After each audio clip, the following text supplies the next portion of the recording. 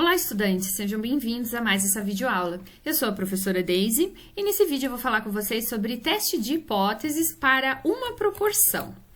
E o exemplo que eu trouxe para vocês é o exemplo número 9 da nota de aula e a situação é a seguinte. Num experimento para testar a eficiência do sistema inteligente Know, na aquisição de conhecimento sobre determinado assunto, elaboraram-se 60 questões do tipo certo e errado.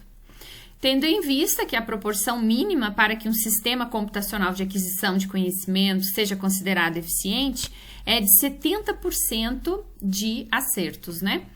O que se pode concluir ao nível de 1% de significância sobre o sistema Know, uma vez que ele acertou 40 questões.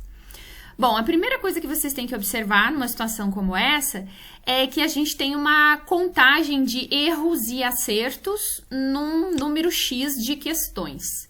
40 acertos em 60 questões.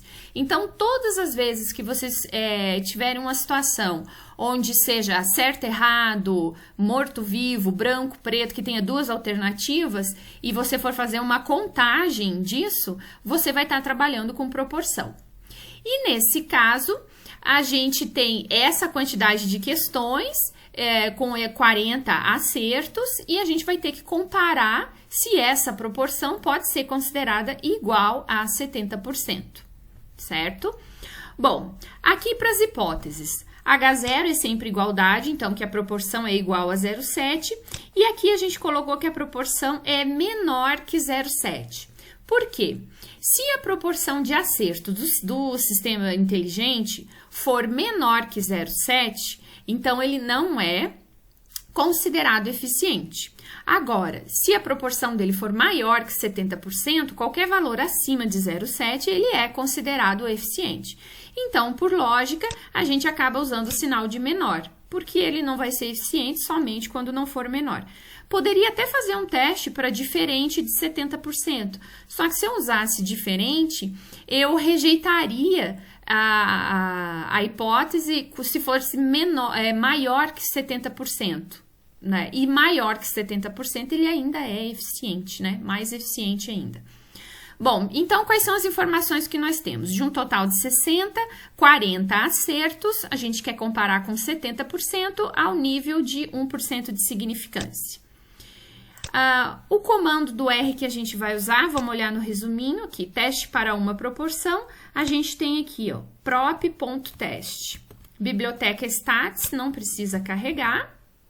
Então, ok, vamos lá. Quais são as informações que ele pede?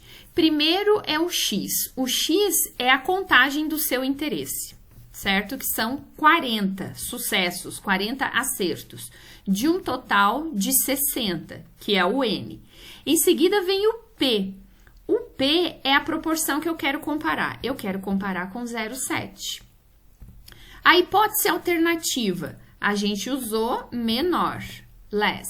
Lembrando que aqui eu não estou nomeando nenhum desses argumentos porque eu não saí da ordem, certo?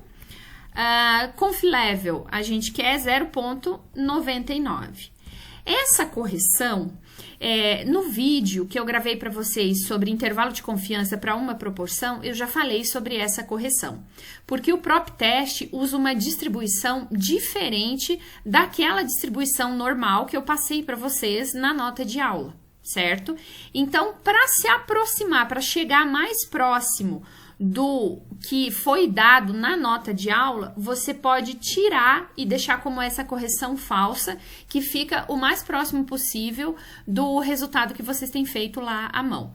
Mas isso é só para conferência. Em situação normal, vocês não precisam tirar a correção, essa correção de continuidade, vocês podem aplicar o teste normalmente. Bom, então, feito todos os argumentos, a gente dá um Ctrl Enter e olha aqui no p-valor. P-valor 0,28. Então, o que a gente tem? A gente tem um p-valor que ele é maior que a região de rejeição.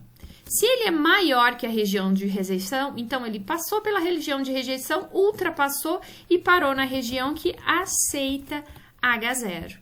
E aceitar H0, o que significa na nossa situação?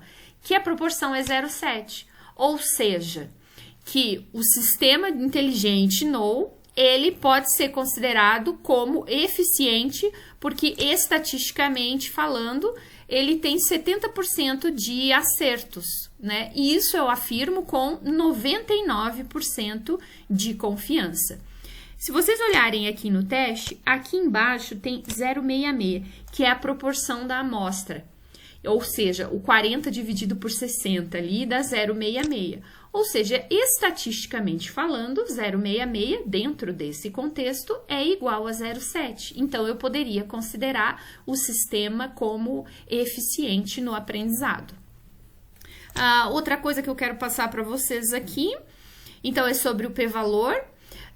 Esse Z calculado feito pela distribuição normal, que é diferente do que a gente tem no prop teste, porque no prop teste ele usa distribuição Q quadrado. Então, o valor de estatística do teste aqui no prop.teste é diferente, certo? Mas aqui na nota de aula a gente encontrou menos 0,56. É um valor que está aqui dentro da região que aceita H0. Então, o p-valor seria um tamanho de área abaixo do menos 0,5, que é o Z calculado. A gente calcula o p-valor todo ele para o lado esquerdo, porque nós só temos região de rejeição desse lado, certo? Então, usaria o p-norme e o q-norme, que eu já mostrei para vocês em vídeos anteriores, certo? Ok, espero que vocês tenham aprendido e até um próximo vídeo. Tchau, tchau!